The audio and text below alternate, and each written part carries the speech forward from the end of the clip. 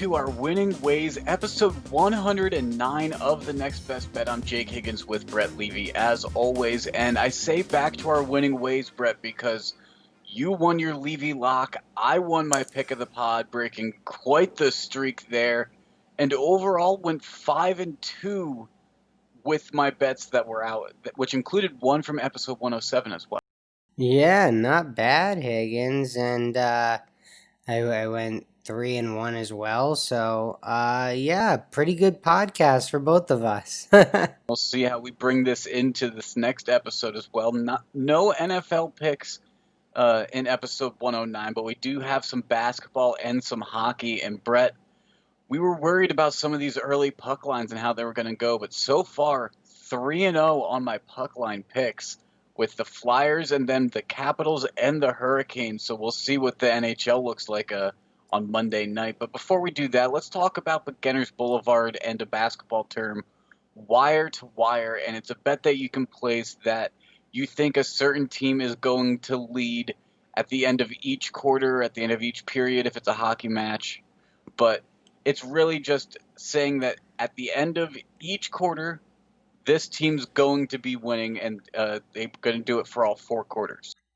Yeah, I mean, I've never placed one of these bets, Higgins. Have you? I have not. I've seen some other forms that are similar to these that are typically listed as specials Yeah. of so-and-so team scores at least this many points per quarter or something like that. I typically stay away from them, but it's kind of similar to like a double chance where you can bet on the leader at halftime and then at the end of the game. Yeah, exactly. Very similar to a double chance.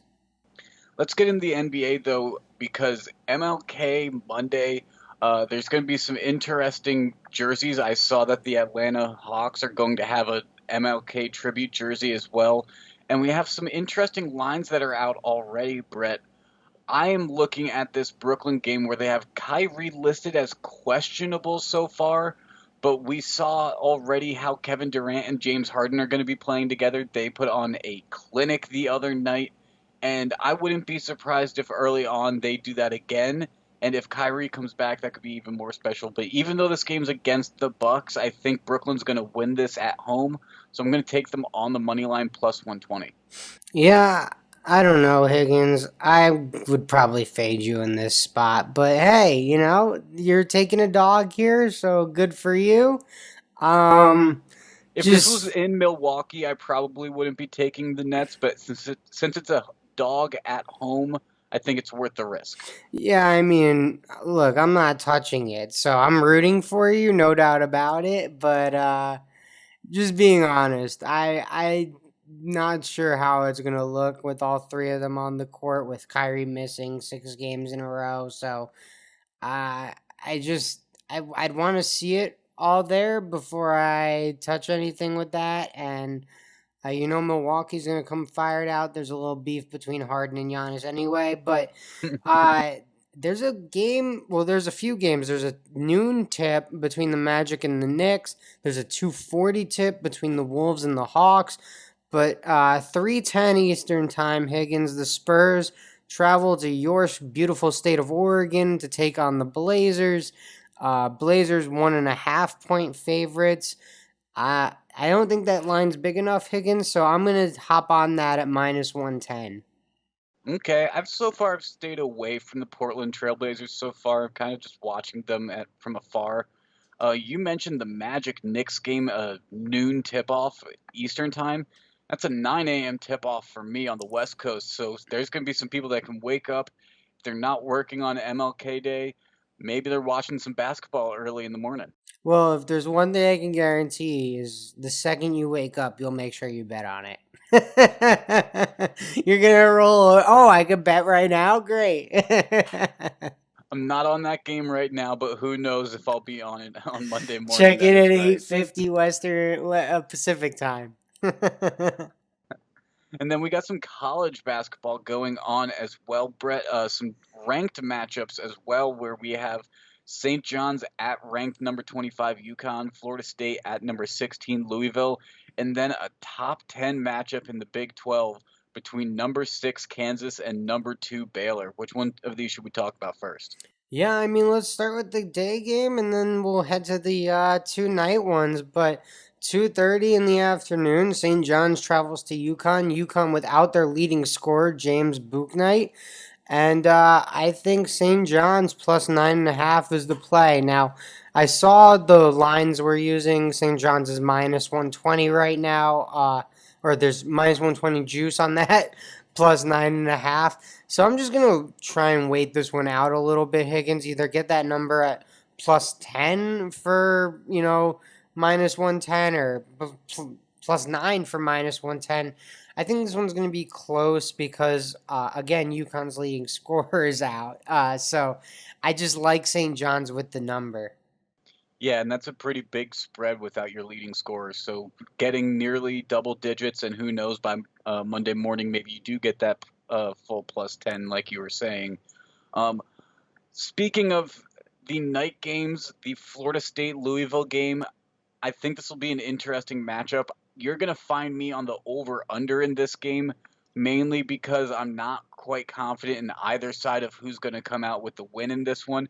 However, both of these teams have hit their past three overs, and they are averaging on the season to be hitting their overs more often than not.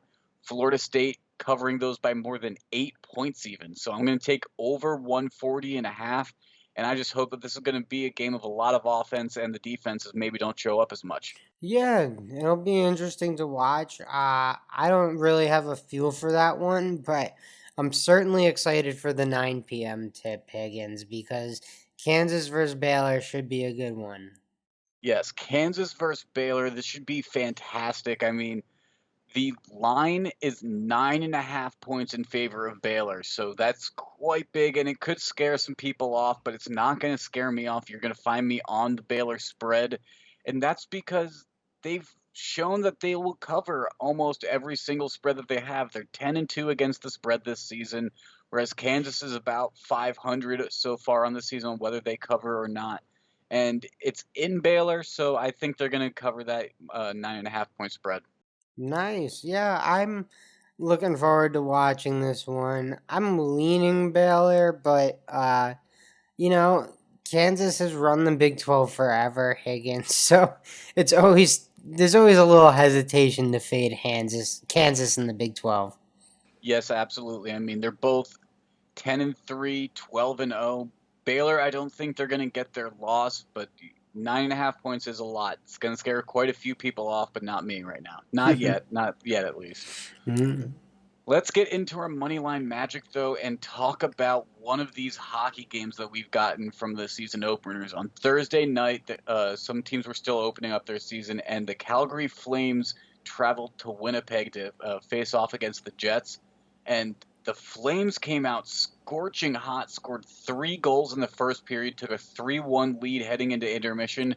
And early on, you thought that the Calgary Flames were going to win this game, but Winnipeg did respond with 2 goals in the second period to tie it right back up at 3-0, and they would actually end up grabbing the win in overtime. Patrick Lane would be the hero.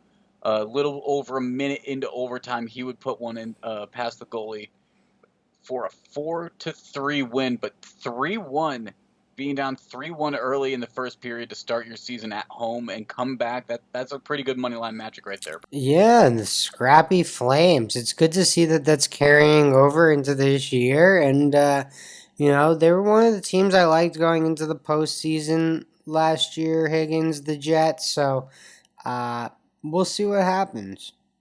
Well, before we talk about Monday night's hockey games, because there's quite a few good ones that you and I are both on, let's talk about who this ad is brought to you by. Today's episode is brought to you by Fanatics. Fanatics is the world's largest collection of official fan gear from all the leagues, teams, and players you love.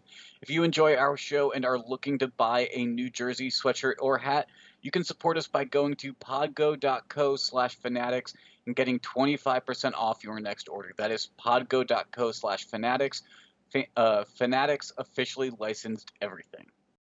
Yeah, and if you're a Yankee fan, great time to go get a Corey Kluber jersey or go invest in a LeMahieu jersey. Yankees had a big weekend, Higgins. Yes, they did. They got quite a few signings showing Steve Cohen that there is still another team in New York City. Steve Cohen's been dominating the headlines early on, and the Mets fans have been happy about that, I'm sure. But the Yankees, they're still a big name. Yeah, I mean, I guess they still exist. I don't know. Well, let's talk about some NHL, and I'm not going to be talking about a New York team for this one, but I do have a parlay. Just two teams, slight favorites in each of them, and if you combine them, you get them at plus 158 on a money line parlay. The Columbus Blue Jackets against the Detroit Red Wings. I've made it obvious how I feel about the Detroit Red Wings. They really need to prove it to me before I'm going to stop betting against them, really. So Columbus minus 165 was a little too heavy for me to take individually, so I'm going to pair that with the Philadelphia Flyers minus 160. The Flyers playing at home. They were fantastic at home last year. So far, they are 2-0, winning both games against the Penguins at home. So with the Sabres coming into Philadelphia, I think the Flyers do that again.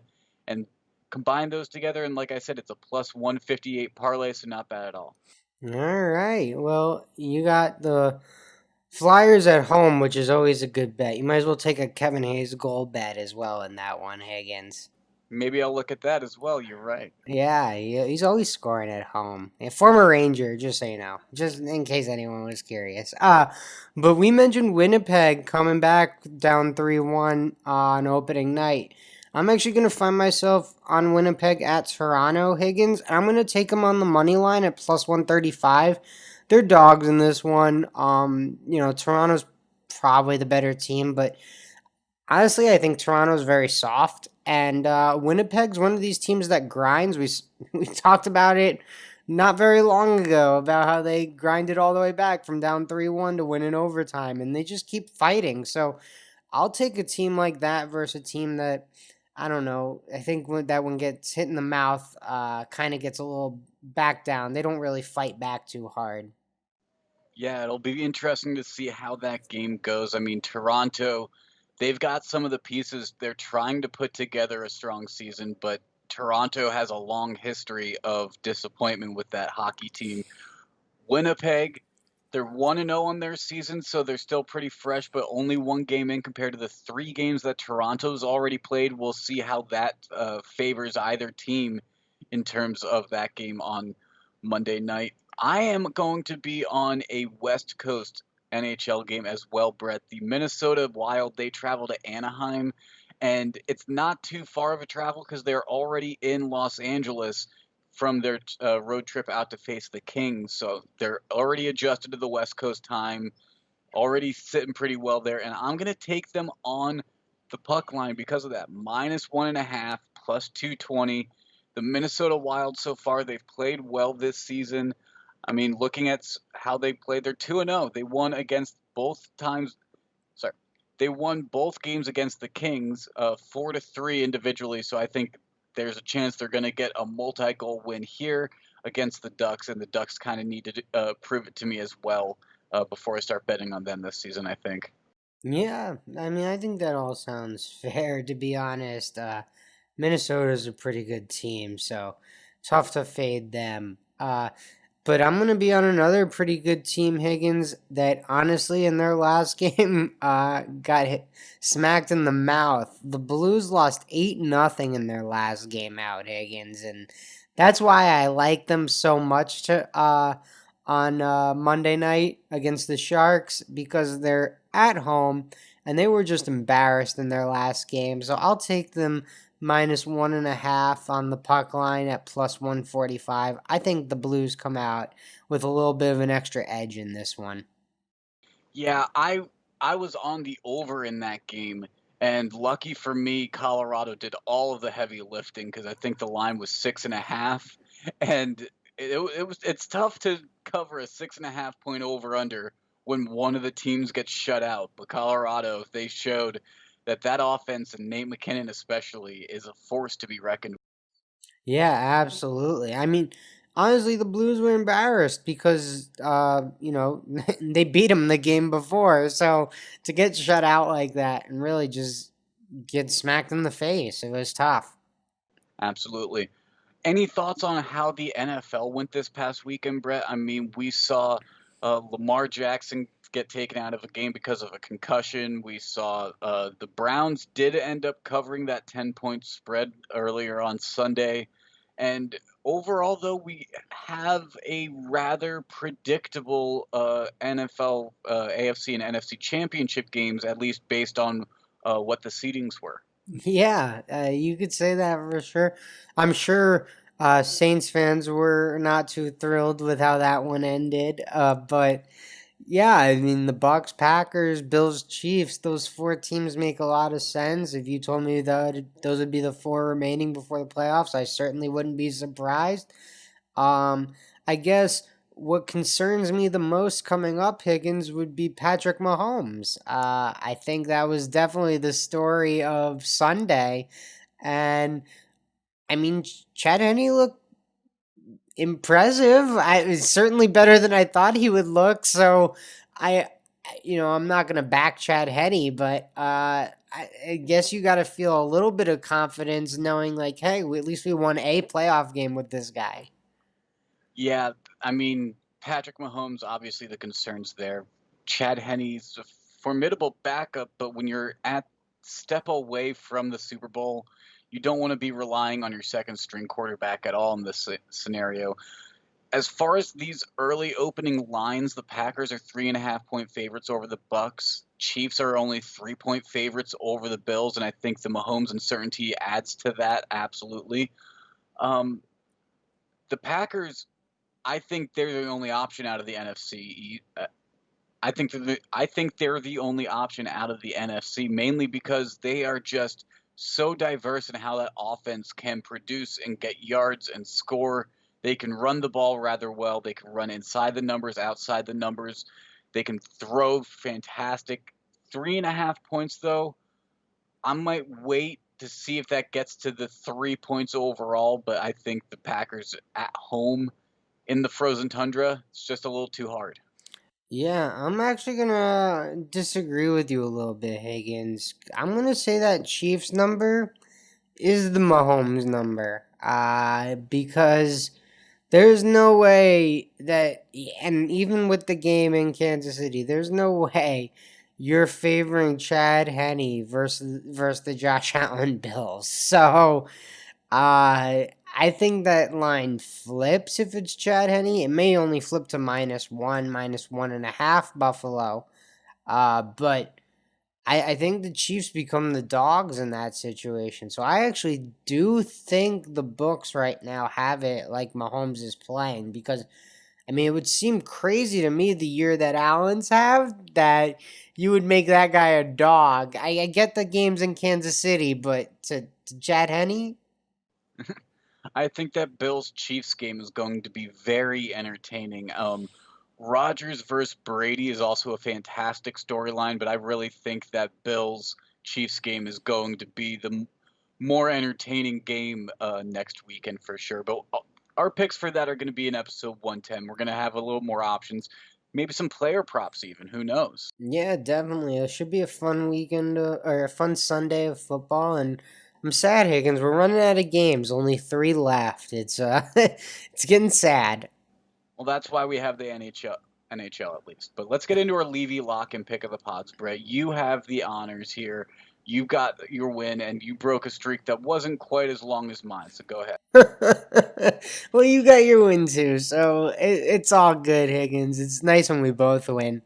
Uh, I'm going back to the St. John's game. St. John's plus 9.5 currently. I'm gonna bet this in the morning when I wake up because right now it's currently -120 juice, and that's a lot of juice. I don't need to lay that. So I'm gonna take this spread whether it moves to +10 or +9.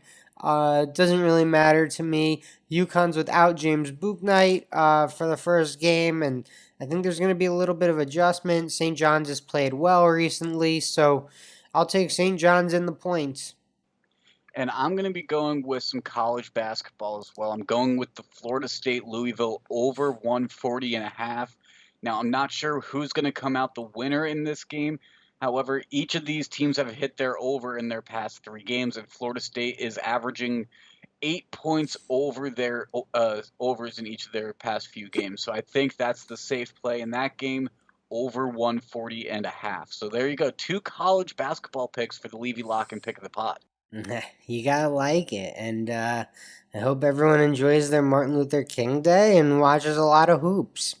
Absolutely. And we will have some picks coming out on our social media as well for the days in between now and our next episode. Make sure to follow us there at NBB Pod on Twitter, at Next Best Bet on Instagram, and the Next Best Bet Facebook page and YouTube channel, where you can watch our podcast episodes there.